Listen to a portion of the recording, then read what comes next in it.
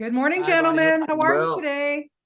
very well, Well, thank you. thank you. Thank you. Great to see you. Greetings from Toronto, Canada, where we love the Bible. What can I tell you? This story is, listen, it was just one of my faves growing up when I was, in school. And, Mike, I'd like to start with you because David, yes, he is the underdog, but we see so much more, well, in both characters in this wonderful series, how they're portrayed. So, Michael, how did you find your way in to relate to David? Yeah, I think ultimately, I understand that the story of David is only important because of God, and He is the catalyst for all of this. He is the one that anointed David, and so um, I didn't want to make the story specifically about David because I don't think that's how He would want to tell it either. Yeah. He would want to tell it from the perspective of God, and so I approached it, just reading the scripture first in Second Samuel, the Book of Chronicles, reading the Psalms, and for an actor, the Psalms are the diaries of David. They're the poems and all of his heart just poured out into words, and that's gold for me. And so, in everything, I wanted to find the heart of David, and ultimately, he had a heart for God. And so I read every scene with that in mind, and tried to tell the story from that perspective. Oh, wonderful. Okay. And then Martyn, for you, again, Goliath is he's this big guy who wants to conquer, but we get to see a little bit more of him. I felt for him a bit. Listen, they're both human beings at the end of the day. So for you, what did you take from this that may have maybe even changed you a little bit in your real life? Yeah, no, I agree 100%. And I think that's what was really important to me on an individual point and also on an actor's scope is I think when you play a character, you get the opportunity to influence and to educate and to ask the audience questions. And I think as you grow and age, you see things differently and you view things differently, especially in your own life. Yeah. And there were so many times that throughout me growing up over the last 20 years, I look at things and I go, yeah, that could have changed me. I could have gone from being on that path to being on a completely different path. And there's certain times in my life where I've made decisions to change my friendship groups or to put myself into different situations and circumstances. And Mm, I'd like to think I come from a good place. I'd like to think I've got a good heart.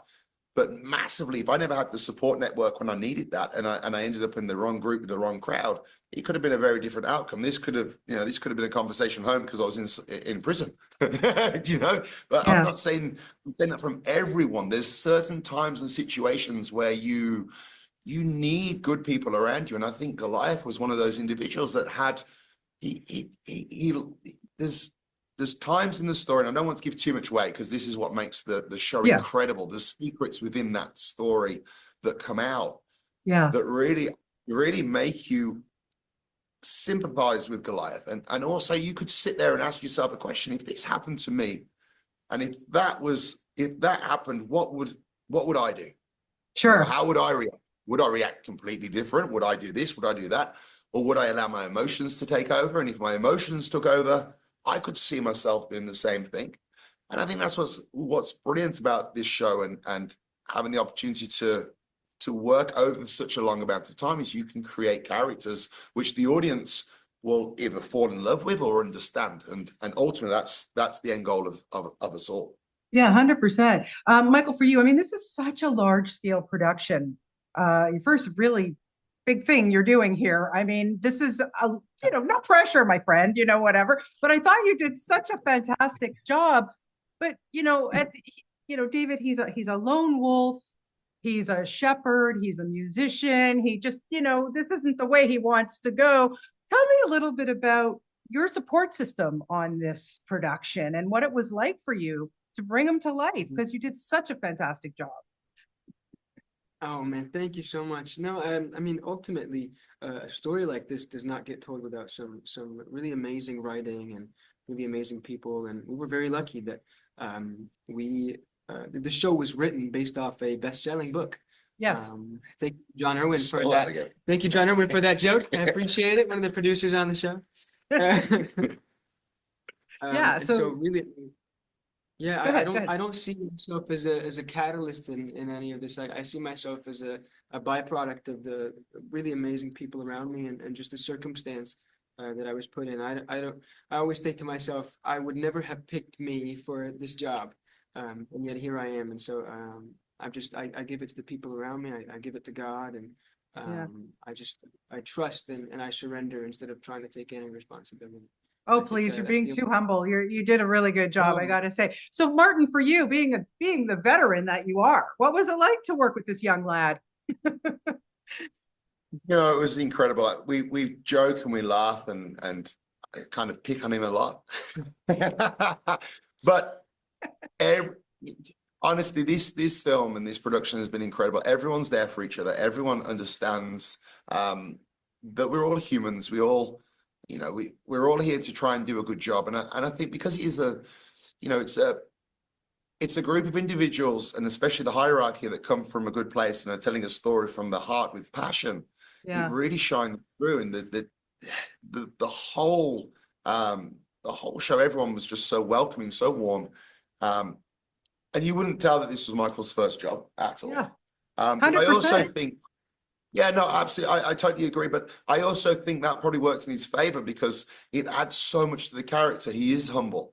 Right. He is very naive in many ways and terrible timekeeper, which adds to the show great because the sheep very much took after you in that sense. They were But taking care of me. but there's an element of freshness which was so important for my take to watch Michael portray David. That was like, wow, you can't teach that. You can't teach the warmth, the love, the care. And there was a moment which the first time I met Michael, and there was I think it was the small, yeah, it was the younger Michael that walked in, and you could see he was nervous, and he was, it's a big thing to go onto a show when you're I was 6, 7. Yeah, he was 7 years old. Only a baby, yeah. Yeah. And he was so nervous, and Michael walked up to him, and he was just so nice and so warm and so kind, and that was it. That was David, and that was why Michael got the part. He might not have any experience, it might be his first job, but he's an incredible actor. But more so than that, it was a natural ability to portray David, and likewise, I think my character Goliath, the way that he comes across, it was very natural. It was a sense of, I'm a nice person, but if you push me, I'm going to push you back, and I'm going to push you back very, very hard. And it Yeah. kind of brought that organic feel of real people playing this role. And I think they've done an incredible job casting Michael as David. I'm glad I turned it down because I don't think I would have done as well. Thanks for the kind words. Interchangeable. Each could have done each other's roles. I mean, come on, seriously, right? Okay, just to wrap it up, Just put the hair here and we're all set. CGI. you just put on that suit of armor thing, Michael, you would have been totally fine. Martyn would have given you some tips on kind of whatever. It's all good. Yeah, But you just camera angle, it would have worked. yeah, absolutely, absolutely. Michael, just really quickly, I just wanted to know if did you ever have a Goliath in your life growing up? Somebody who pushed you maybe too hard to say, no, you can't do this, but then you prove them wrong? Well, I think Careful. we have so many Goliaths in my life. No, but I think this. I know the story you're referencing. I love my mother to death, and she is not my Goliath. She is my absolute rock and who I live for. And I remember Mothers know best, by the way. and she is a woman of great honesty. And she will always tell me the truth. And I remember my first ever musical.